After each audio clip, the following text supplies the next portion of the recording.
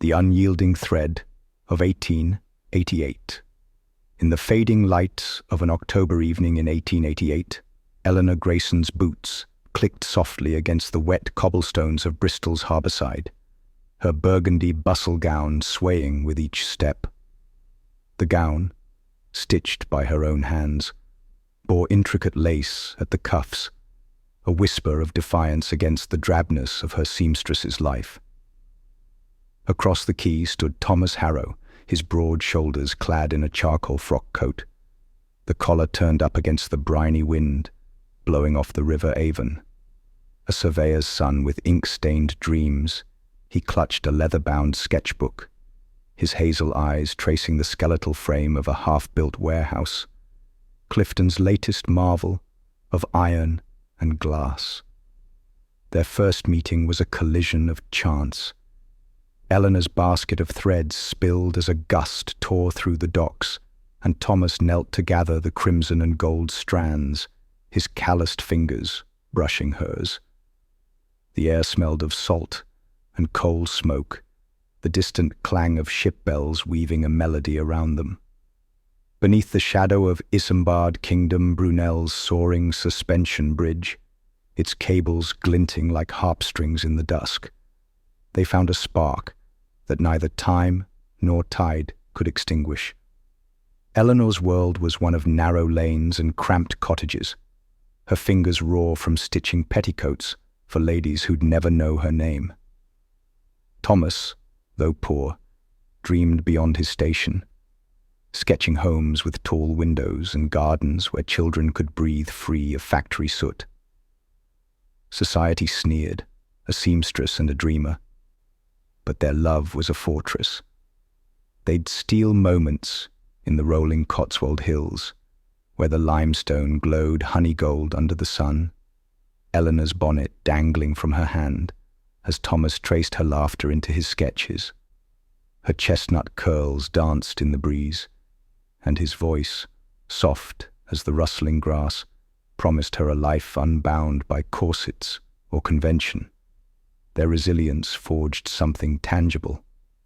In 1890, Thomas designed a modest terrace house on Bristol's outskirts, red brick with arched doorways, a rebellion against the squalid tenements choking the city.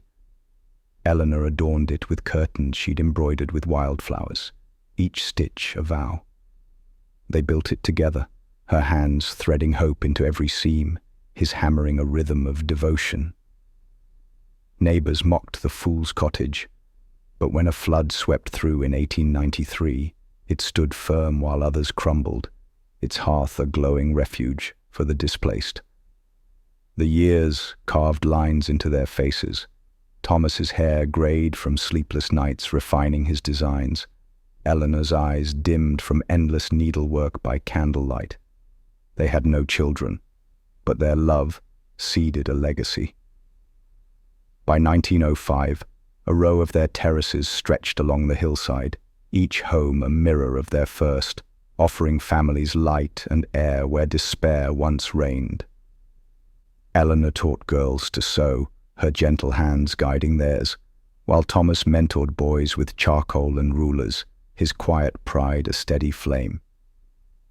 In 1920, they sat together on their porch, the city sprawling below, its smokestacks softened by time. Eleanor's frail fingers rested in Thomas's palm, her shawl slipping as she whispered, "We made something, didn't we?" He nodded, his voice breaking, "More than stone." They slipped away within months of each other, buried beneath a yew tree in Arnos Vale Cemetery, the wind carrying their story through its branches. Their echo rippled forward. In 2025, a great-grandniece, a preservationist, steps into one of those terraces, now a heritage site. She runs her fingers over Eleanor's faded embroidery, a daisy petal still vivid, and unfolds Thomas's brittle blueprints, the ink smudged but resolute. The house hums with their presence, the creak of floorboards they laid, the light spilling through windows they dreamed. Outside, Bristol thrives, its skyline a tapestry of old and new. But here, in this quiet corner, Eleanor and Thomas endure, a love stitched into brick, a legacy rooted deep in the earth.